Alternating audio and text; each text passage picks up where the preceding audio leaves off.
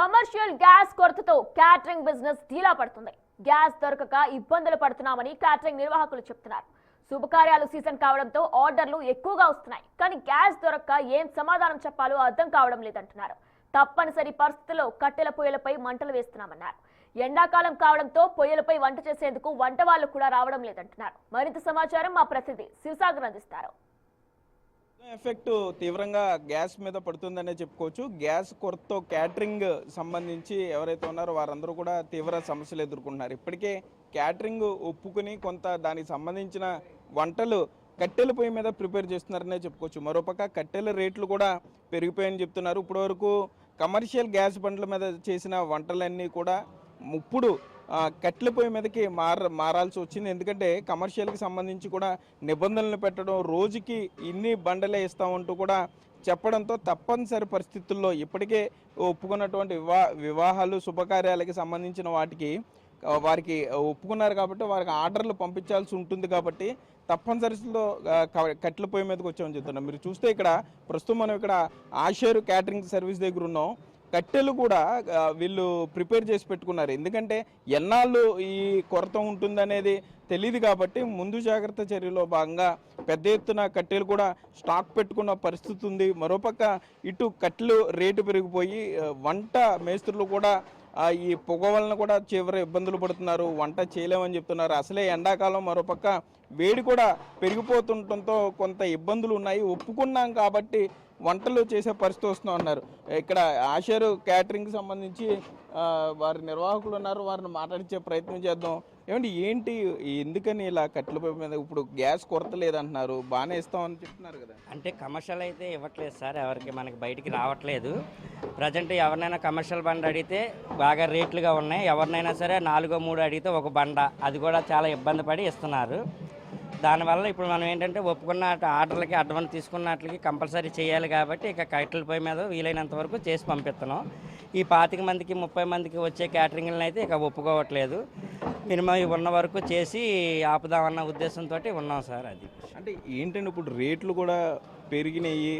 Gas పొయ్యి మీద ఉన్నప్పుడు ఒక రేటు, ఇప్పుడు క్యాటరింగ్ వాళ్ళు చేయలేకపోతున్నారు, రేటు పెంచేస్తున్నారని చెప్తున్నారు. అది ఎంతవరకు వాస్తవంగా అయితే మనం ప్రజెంట్ అయితే రేట్లు ఏం పెంచలేదు సార్, అయ్యే రేట్లు ఉన్నాయి. ప్రజెంట్ రేట్లు ఎవరికి పెంచట్లేదు. మనమైతే ఇకపై లిస్టులు అయితే రాయట్లా, ఇవాళ వరకు రాసిన లిస్టుల వరకు కంప్లీట్ చేస్తున్నాం. ఎందుకంటే మనం రేటు మాట్లాడిన తర్వాత వాళ్ళు అడ్వాన్స్ ఇచ్చిన తర్వాత మనకి ఇంకా అవి పెరిగినా ఎవరికి సంబంధం ఉండదు. ఏమంటున్నారు సార్ అంటే ఇప్పుడు ఎన్నాళ్ళు ఈ కొరత ఉండే అవకాశం ఉంది అంటున్నారు? ఏజెన్సీకి వెళ్తే ఏమంటున్నారు? బండ్లు ఒక 4 రోజులు ఓపిక పట్టండి, ఒక వారం ఓపిక పట్టండి, అంతా లైన్ అయిపోద్ది అనేసి చెప్పుకొస్తున్నారండి. ఎన్ని బండ్లు మనకి రోజుకి వచ్చి కమర్షియల్ బండ్ల నుంచి 6-7 బండ్లు అవుతాయి సార్ రోజుకి.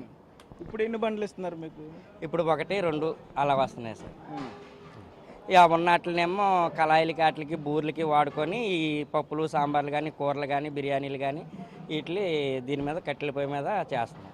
ఏంటి వంట మేస్త్రులు ఏమన్నారు? ఇప్పుడు ఇదంతా పొగ, ఆల్రెడీ ఎండ స్టార్ట్ అయిపోయింది, మరి ఇంత ఉదయాన్నే ఇంత ఎండలో కూడా వాళ్ళు ఏమంటున్నారు? చేసేవాళ్ళు ఏమంటున్నారు? వాళ్ళు ఏమంటున్నారంటే అసలు నేనైతే కట్టేద్దామంటే వాళ్ళు ఏమంటున్నారంటే ఇప్పుడు మనకి ఆపేస్తే సడన్గా ఆపేస్తే ఇబ్బంది పడతాం కదన్నా, మేము కూడా ఫ్యామిలీలు పెంచుకోవాలి కదా, ఏదో ఓపిక పట్టి ఒక పూటే చేద్దాము, సాయంత్రం పూట ఒప్పుకోవద్దు, పొద్దున పూట అంటే పొద్దున్నే 2:30-3 వచ్చి మొదలు పెట్టుకొని ఒక 8:30-9 వరకు చేసుకొని చేసేద్దాము అన్న ఉద్దేశంతో ఉన్నారు స్టాఫ్ అందరూ. అంటే సీజన్ కూడా ఇది పెళ్ళిళ్ళ సీజన్ కూడా మొదలైంది, మళ్ళీ ఒకదాని తర్వాత ఒకటి వస్తున్నాయి, ఇదే మంచి సీజను.